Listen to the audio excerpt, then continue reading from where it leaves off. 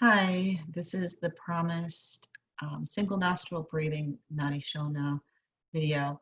My whole face is present here. I still want to see all of your faces. I'm probably going to put a discussion board out there just called Faces so that we can all post a recent picture of ourselves. I have a feeling some of those little thumbnails I'm seeing next to your name in um, email and on Canvas are from your freshman year. Many of you are seniors now, so I want to see your faces.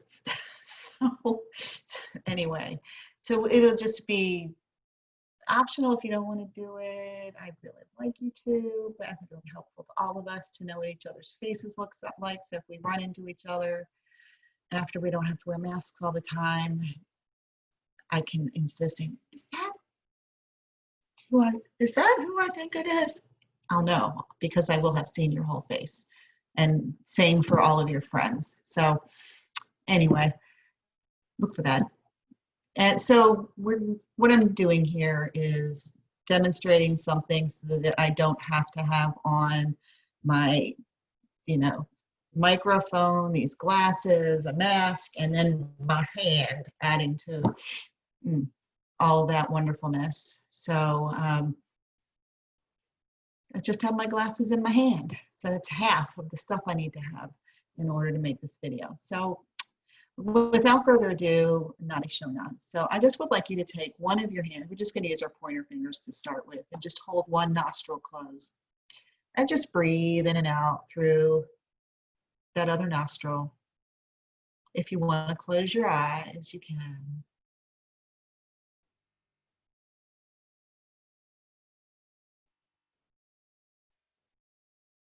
And just notice how it feels to breathe through half the amount of space that you normally have, or probably even less than that if you breathe through your mouth a lot.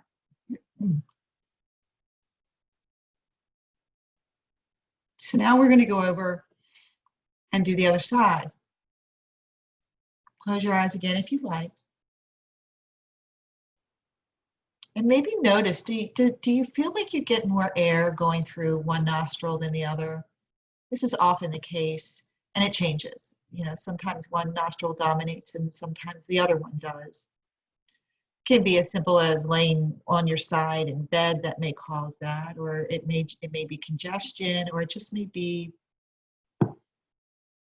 anatomy, who knows? Deviated septums. So yeah, on the simplest level, that's single nostril breathing, but that's not really Nadi Shona in the full way that we're supposed to do it. So the way that we do it, this hand, I am going to use my thumb and my ring finger. This is my right hand. I don't know if you can tell. I'm going to use those, one on each nostril, back and forth like this. These middle two fingers can go to my third eye, my sixth chakra point. If you're looking at this more through the vein of physiology, I think I've already said that our foreheads have a lot of the vagus nerve running through it. So it's calming to add a little bit of acupressure there. And then my pinky is not really doing much of anything. I might use it to help me point the way. So I've got this nostril on pinky finger side blocked right now, then I'll let it go, and I block with my thumb when I'm on the other side, then back to, let me get the pinky all the way, the ring finger on this side, back to the thumb on this side. So that's kind of how this is done. Need a little break. So just hold one and breathe through that opposite nostril.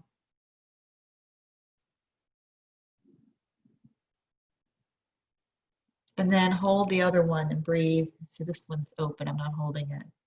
Breathe through this one.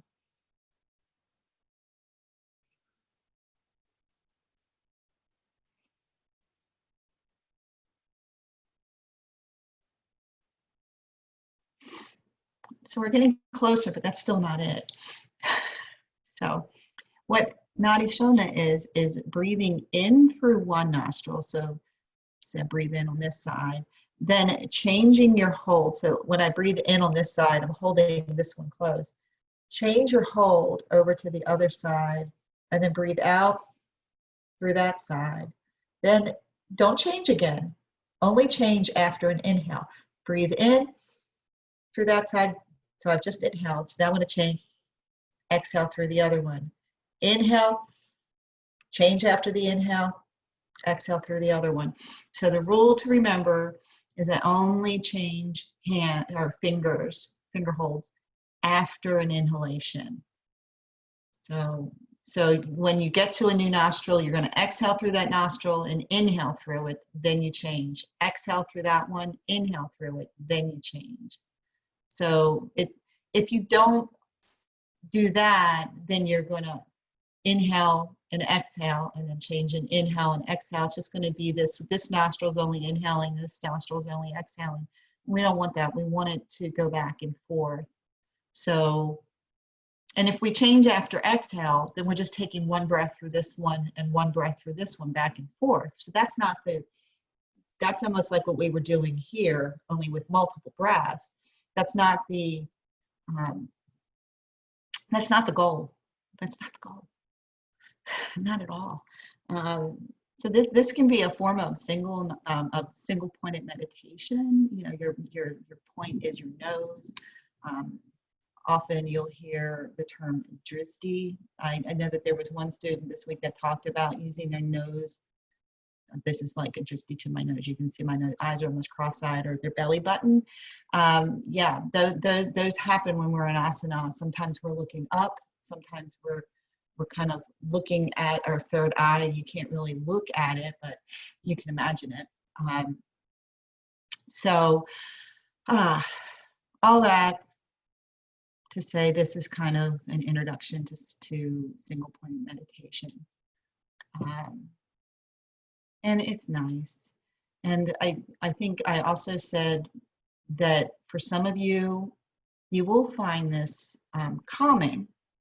And for some of you, you will find it invigorating. And that's really kind of a personal thing. It has to do probably more with your physiology and how you're wired. So what I suggest is trying it maybe at night before you go to bed.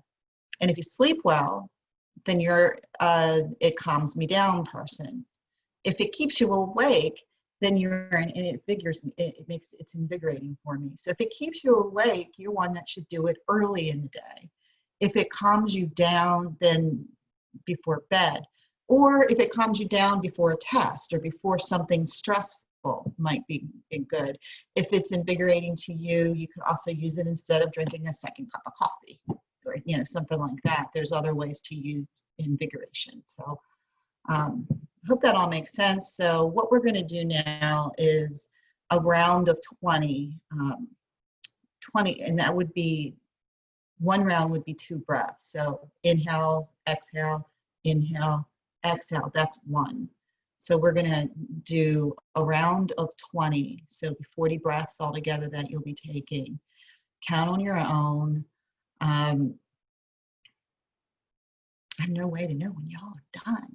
So I'll just do this, and do it slowly. Don't be in a hurry. If I finish before you finish, I'll just quietly say namaste and end the video, but keep going if you need to, if you're not quite to your finish point. Because I really want you to really experience what it feels like to do 20 of these in a row. When I was in graduate school, we had to do this every night for 30 nights. And the changes were just incredible. So if that's something that resonates with you, you might want to start using it in that way. I would recommend at least journaling after you do this today, or write down a few notes on how it made you feel. So here we go. I may post this on YouTube unpublished so that y'all can have I probably have to do it that way. I don't know.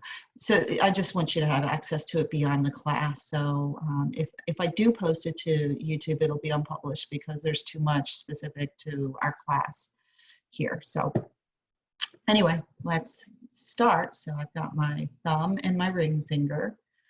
I'm going to close off one nostril, put the two fingers in between on my forehead, close my eyes, take a nice deep breath in.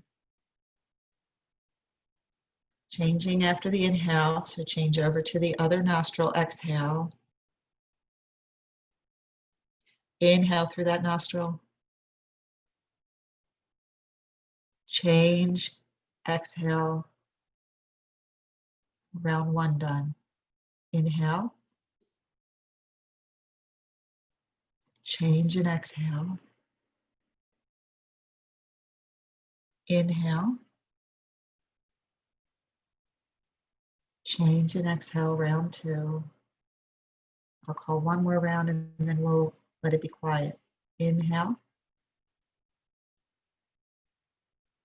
Change and exhale. Inhale. Change and exhale. Round three.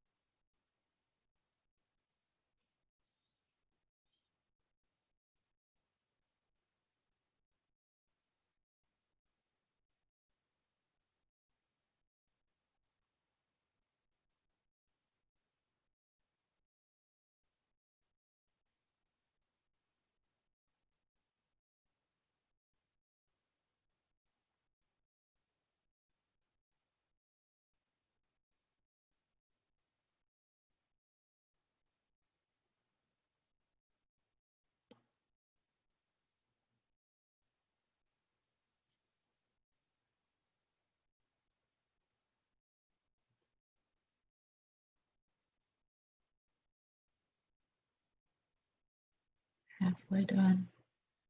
My moving hand is only here to let you know where I am and to help with count.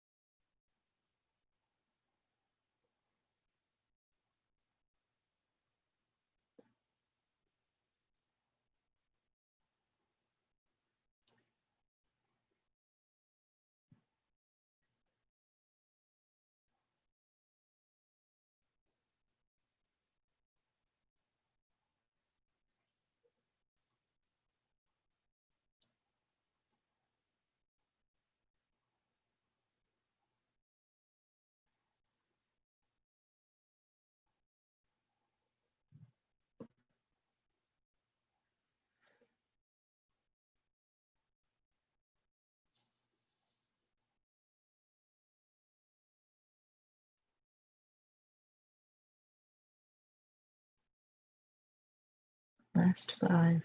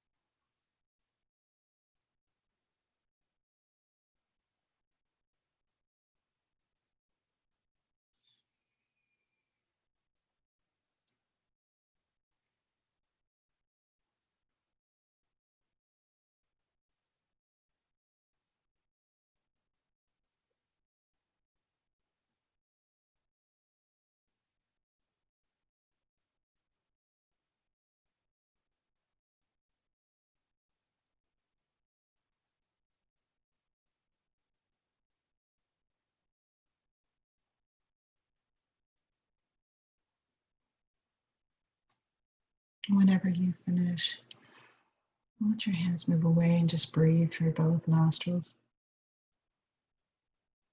And just notice.